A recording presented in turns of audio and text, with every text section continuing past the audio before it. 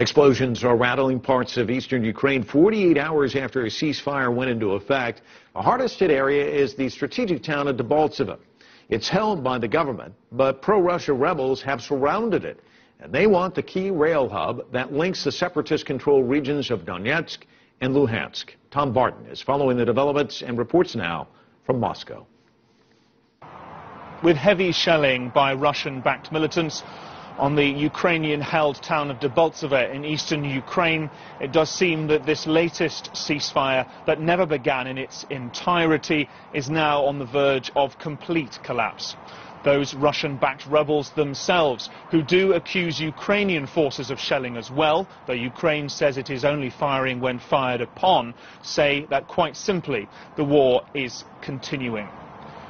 It is those Russian-backed rebels that said that they had no intention of maintaining that ceasefire in the area around Debaltseve, and it is the current fighting that has prompted Ukraine's military to say that it is not in a position to abide by the next point of the ceasefire, the withdrawal of heavy weapons, saying that they need them to counter the artillery strikes of the rebels. So it seems that that part of the ceasefire will now be breached as well.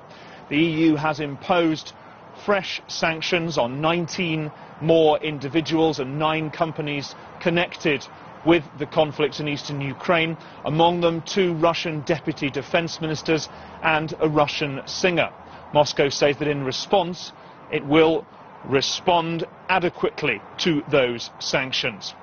It had been hoped that pressure put by the EU and the US on the Russian government through these sanctions, certainly when combined with tumbled oil prices that have had a hard effect on the Russian economy, would translate into pressure put by Russian President Vladimir Putin and the government on those rebels to stop the fighting and to promote these efforts for peace. But now there is the fear that the Russian government that calls this area in eastern Ukraine New Russia will seek instead to continue the fighting and the destabilization, possibly for years, say some Western leaders, in order to scupper attempts by Kiev to modernize its government.